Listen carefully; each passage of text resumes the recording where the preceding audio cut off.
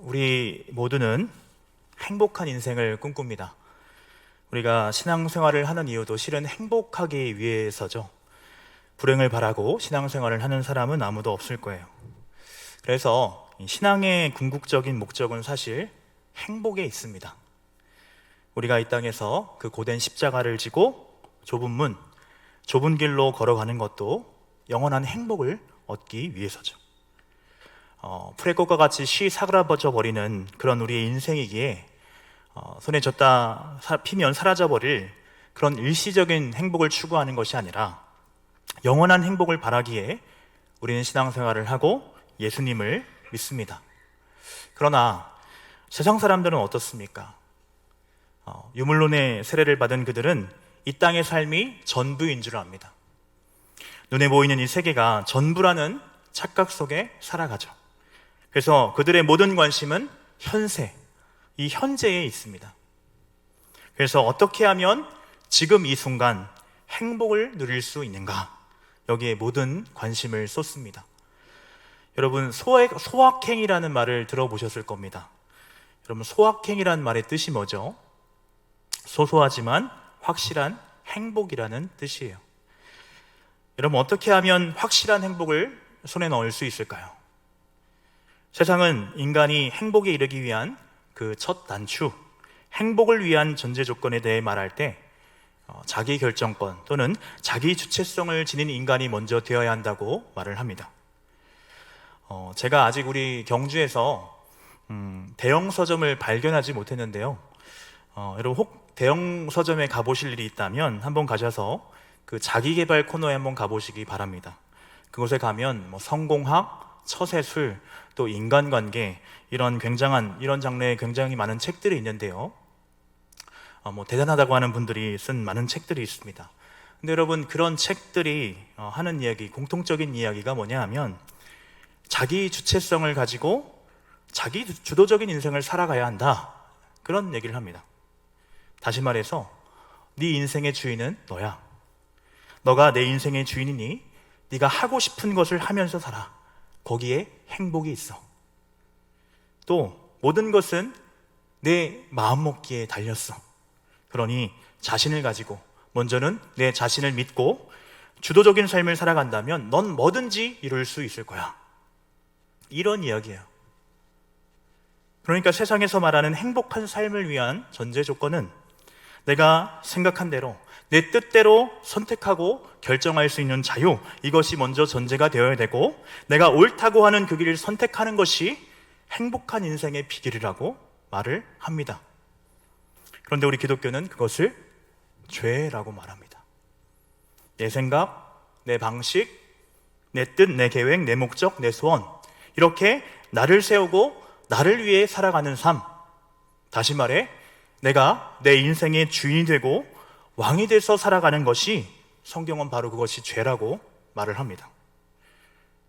그러니 여러분, 세상 사람들이 우리를 볼 때 이해가 되겠습니까? 그들이 볼 때 우리는 아마 가장 불행한 사람처럼 비춰질 거예요. 우리 고린도전서 1장 18절 말씀입니다. 우리 화면을 보시고 같이 읽어보겠습니다. 시작.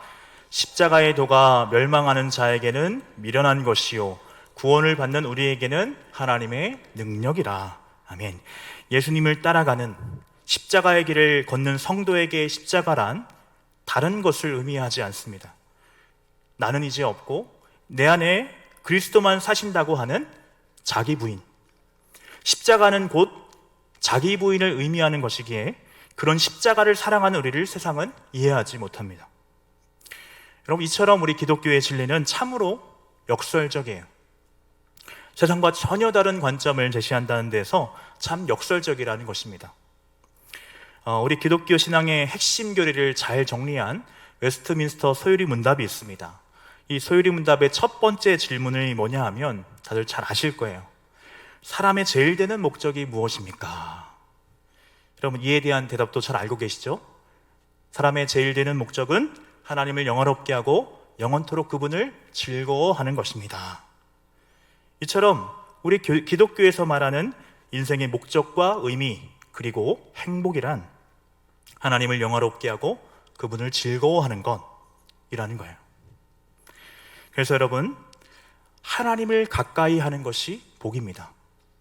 형통한 인생이라는 것도 하나님께서 함께 하시는 거, 이게 바로 형통인 줄 믿으시기를 바랍니다. 여러분, 우리가 창세기 39장을 읽어보면 요셉이 형들의 시기로 애굽의 노예가 되죠. 거기서 또 일이 더 꼬여서 감옥에 갇히게 됩니다. 근데 그런 이야기가 창세기 39장이 나오는데, 근데 우리가 이 창세기 39장의 말씀을 잘 읽어보면 요셉은 갈수록 인생의 쓴맛을 경험하고 더 깊은 나락에 빠지는데, 이 39장의 말씀을 쭉 읽어보면요, 이러한 요셉의 상황과는 어울리지 않은 단어가 계속 나오는 것을 볼 수가 있어요. 여호와께서 요셉과 함께 하심으로 그가 형통한 자가 되어 여호와께서 범사의 그를 형통케 하셨더라. 여러분, 형통이란 말을 사전에서 찾아보니까 모든 일이 뜻대로 잘 되어감, 이렇게 되어 있더라고요. 그러니까 형통이란 말은 우리가 평소에 알고 있는 그 의미입니다. 하는 일마다 다 잘 되고, 사업도 성공하고, 출세하고, 승승장구하는, 이게 형통이란 말의 본래 의미예요. 그런데 여러분, 성경에서 말한 형통은 그런 의미가 아니더라는 거예요. 상황은 갈수록 더 나빠져서 노예보다도 못한 죄수가 되었는데, 성경은 형통한 자가 되었다고 말을 합니다. 그렇다면 뭐가 형통이냐? 뭐가 만사 형통이냐? 하나님께서 지금 나와 함께 하시는 것이 형통이라는 거예요. 내 안에, 내가 지금 하나님 안에 있는 것이 여러분 형통이라는 것입니다. 할렐루야. 우리 모두는 형통한 자인 줄 믿습니다. 아멘. 왜냐하면 성령님께서 늘 우리와 함께 하시잖아요. 맞습니까? 우리 같이 한번 이 찬송가 불러볼까요? 성령이 계시네, 할렐루야, 함께 하시네. 좁은 길을 걸으며 밤낮 기뻐하는 것 주의 영이 함께함이라. 아멘. 사랑하는 여러분, 우리 믿음의 선배들이 남긴 신앙의 고백이 담긴 신앙의 고백이 찬송가에 가득한데, 그들이 힘들고 어렵고 고난 중에도 기뻐하고 감사하고 그 고난의 상황 속에서도 이곳이 천국이군요 할 만큼 그런 놀라운 은혜를 누릴 수 있었던 비결이 무엇입니까? 하나님이, 주님의 성령이 지금 나와 함께 하심을 믿었고 그것을 누렸던 것 아닙니까? 그래서 여러분, 인생의 해답, 참으로 행복한 인생을 사는 비결이 바로 하나님이라는 거예요. 하나님을 가까이 하는 것이 여러분 복입니다. 주님의 뜻을 따라 살아가는 자의 걸음을 하나님께서 인도하세요. 부활하신 예수님께서 베드로를 찾아오셔서 물으셨습니다. 내가 나를 사랑하느냐? 이에 대한 베드로는, 네 주님, 제가 주님을 사랑하는 줄 주님께서 아시나이다, 이렇게 대답을 합니다. 처음부터 이 베드로의 대답이 예수님께서 들으실 때 시원한 답변은 아니었던 것 같아요. 그래서 3번을 물으시지 않습니까? 어떻든 베드로로부터 이 사랑의 고백을 확인한 후에 그 베드로를 향해서 하신 말씀이 오늘 본문 18절의 말씀입니다. 우리 18절을 함께 읽어보도록 하겠습니다. 내가 진실로 진실로 내게 이르노니 내가 젊어서는 스스로 띠뛰고 원하는 곳으로 다녔거니와 늙어서는 내 팔을 벌리리니 남이 내게 띠띠우고 원하지 아니하는 곳으로 데려가리라. 아멘. 이전에 너는 내가 하고 싶은 대로, 내가 원하는 대로 그렇게 내가 주도하는 인생을 살았지만 이제 이후의 너의 삶은 내가 주인이 아니라 남이 너를 이끄는 대로 그렇게 타인이 주도한 인생을 살게 될 것이다, 이렇게 말씀하고 있습니다. 오늘 본문을 잘 보시면 이 띠라고 하는 단어가 눈에 들어오는데요, 이 띠라는 단어는 아주 중요한 상징적인 의미를 지닌 단어로 오늘 본문에서 사용하고 있습니다. 이 띠라는 것이 다른 번역본을 보니까 허리띠라고 표현을 하기도 했는데요, 여러분, 띠의 역할이 뭡니까? 묶는 것이죠. 올가매는 도구입니다. 그러니까 오늘 본문에서 내가 젊어서는 스스로 띠뛰고 원하는 곳으로 다녔다라는 말은 내가 내 인생의 주인 노릇을 하며 그렇게 자유인처럼 살았다는 이야기죠. 그러나 내가 늙어서는 남이 내게 띠띠우고 원하지 아니한 곳으로 데려갈 것이다. 이후에는 내가 원하는 대로, 내 목적하고 내 계획한 대로 그렇게 내 인생을 사는 것이 아니라 남이 내게 띠띠우고 원하지 않을 곳으로 데려가리라. 여러분, 여기서 남, 이 타인은 누구를 말하는 것일까요?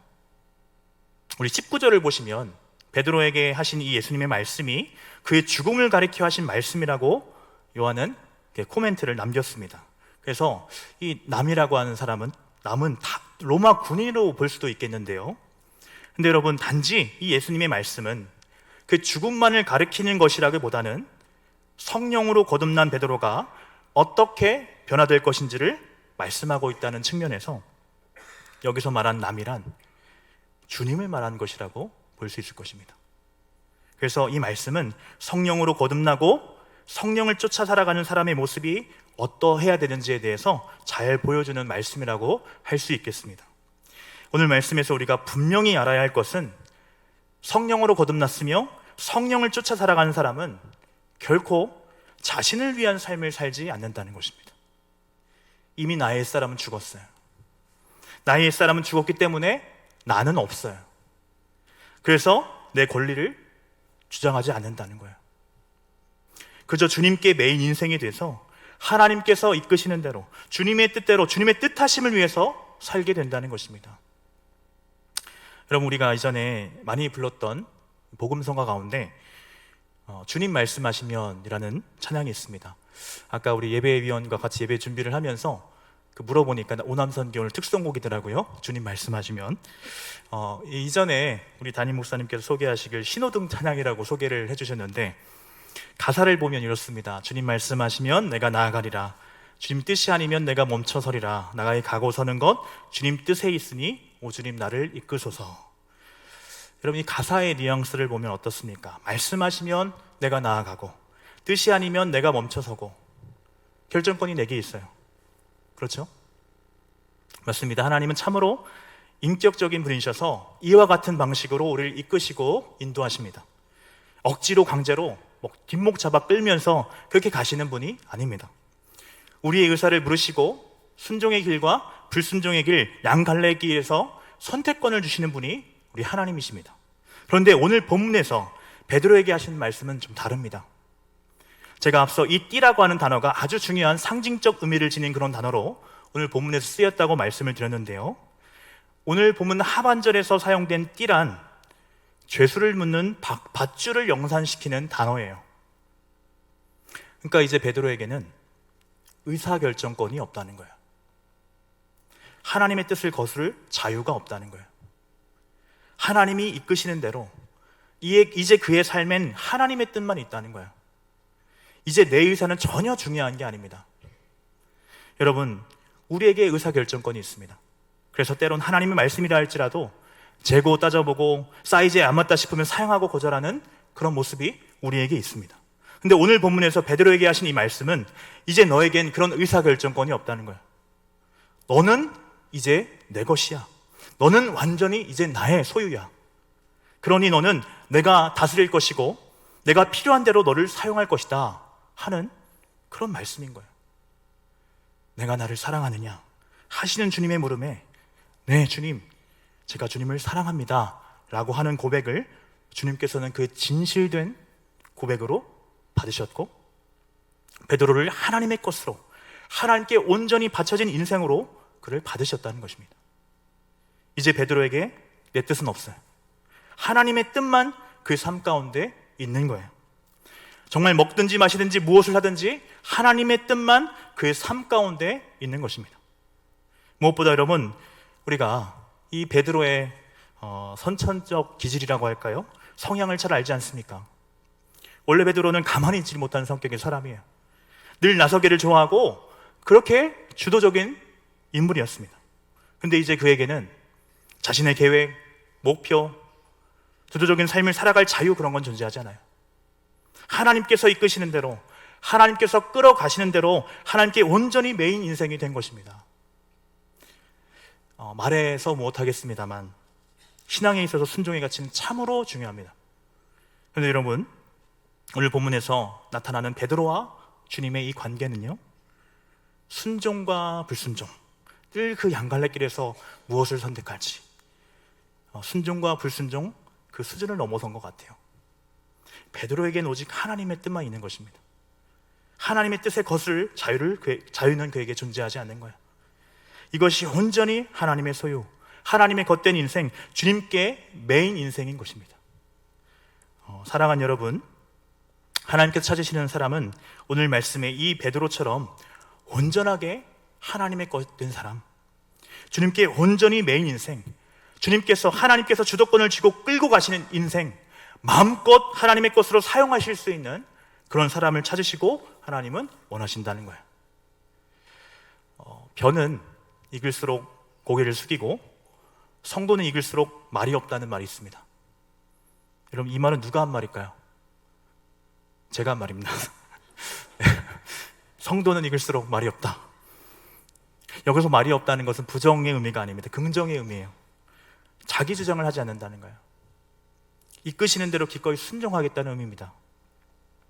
어디로 이끌어 가든, 배가 산으로 가든 들로 가든 그건 내가 상관할 바 아니고 하나님께서 하실 것이니 나는 그저 순종합니다. 이런 자세를 말하는 거예요. 사랑하는 성도 여러분, 순종의 사람이 되십시오. 예스맨이 되시기를 바랍니다. 여러분, 하나님께서 세우신 목회자와 주의 종들에게 순종하는 성도님들 되시기를 바랍니다. 이것이 성도가 복받는 길입니다. 오늘 본문에서 예수님께서 베드로에게 내 양을 치라, 내 양을 먹이라 말씀하셨듯이 성경을 보면 흔히 목회자를 목자로, 또 목회자의 목양을 받는 성도를 양으로 비유하곤 하는데요, 여러분, 하나님은요 양에게 엄격한 잣대를 들이대시지 않습니다. 야, 너 왜 그렇게 바보 같니? 이 영적으로 어두운 자여, 왜 그 목자가 가짜고 사꾼인 거 그거 알아차리지 못했느냐? 여러분, 하나님은 양에게 그런 거 지적하지 않으세요. 잘 아시는 대로 양은요 원래 눈이 굉장히 어두운 동물입니다. 그걸 가지고 하나님은 나무라지 않는다는 거예요. 그래서 복음서를 잘 읽어보면 예수님께서 큰 무리가 자신에게 나오는 것을 보시면서 품었던 마음이 뭐냐? 저들이 목자 없는 양 같음으로 인해서 불쌍히 여기셨다는 거예요. 성경 곳곳에 이렇게 말씀을 하고 있습니다. 양은 그저 목자가 이끄는 대로 순종했을 따름이기에 엄격한 잣대와 준엄한 심판은 목자인 목회자에게 있는 것이지 양에게는 결코 그것을 지적하지 않는다는 거예요. 그러므로 양된 성도는요, 주님의 몸된 교회에 세우신 목회자를 하나님께서 세우신 종인 줄 믿고 순종하면 그만인 것이고, 그것으로 여러분 복을 받습니다. 목회자는 하나님께서 친히 심판하실 거예요. 그래서 요한계시록을 읽어보면 가장 먼저 하나님의 준엄한 심판을 받는 사람이 거짓 선지자예요. 그래서 그것은 판단하실 분은 하나님이시니 하나님께 넘기고 성도인 우리는 순종하는 거예요. 목회자인 제가 이런 얘기를 하는 거라 어떻게 받아들이실지 모르겠지만 정말 깨닫는 은혜가 있기를 바랍니다. 오늘 말씀은 예수님께서 베드로에게 하신 말씀입니다. 여기에 더 깊은 의미가 있지 않나 생각을 합니다. 베드로는 우리가 잘 아는 대로 많은 약점과 단점이 있었던 사람이지만 그에게서 찾아볼 수 있는 참 소중한 장점이 뭐였냐 하면 참 순종을 잘하는 사람이었어요. 제가 밤새도록 수고해서 허탕을 쳤습니다만 선생님이 그렇게 말씀하시니 말씀에 의지해서 제가 깊은 물에 가서 그 물을 더 내려보겠습니다. 경험으로 보나 상식으로 보나 말이 안 되는 그런 명령이었는데 순종을 했던 베드로의 모습을 우리는 기억을 합니다. 하나님께서는 우리의 작은 순종들을 기억하십니다. 여러분, 하나님께 인정받는 비결은 순종에 있어요. 여러분, 우리가 직장에서 오너의 눈에 들고 인정을 받는 비결도 다른 게 아니잖아요. 하나님은 우리의 작은 순종들을 눈여겨보시고 저가 믿을 만한 사람인지 그렇지 않은 사람인지를 판단하십니다. 하나님은 우리의 순종의 여부를 보시고 내 것이라고 하는 하나님의 것된 존재인지 아닌지를 판단하십니다. 순종의 여부를 보시고 하나님을 향한 사랑이 진짜인지 가짜인지를 판단하십니다. 나의 계명을 지키는 자라야 나를 사랑하는 자다. 우리 주님의 말씀입니다. 말씀을 정리합니다.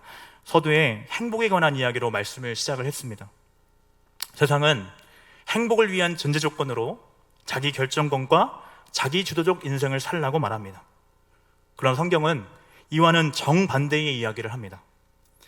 자기 주도적인 인생을 살 것이 아니라 주님께서 주도하시는 인생, 주님께서 주인이 되셔서 주님이 원하시는 대로, 그 뜻대로 이끌어 가시는 그런 인생을 살라고 말합니다. 주님께서 주도하신 인생이 누릴 행복, 그 영광은 무엇일까요? 주님의 기쁨이 나의 기쁨이요, 주님의 행복이 나의 행복이며 주님의 영광이 나의 영광이 된다는 거예요. 그런 측면에서 우리 주님께서 모든 승리를 이루실 최후의 그날, 모든 성도들이 창화하며 할렐루야를 외칠 그날의 기쁨이란 이루 형용할 수 없을 만큼 말로 다할 수 없는 것일 것입니다. 바로 그들이 천국잔치에 들어갈 그리스도의 신부이고 영원히 그 나라에서 신랑 되신 주님과 천년만년 누리며 다스리게 될 사람들인 것입니다. 하나님의 겉된 인생이 되셔서 그 나라에서 이 영광과 이 행복을 누릴 수 있는, 특별히 오늘 헌신을 다짐하시는 오남선교회, 그리고 함께 예배하는 모든 성모님들 되시기를 바랍니다. 기도하겠습니다.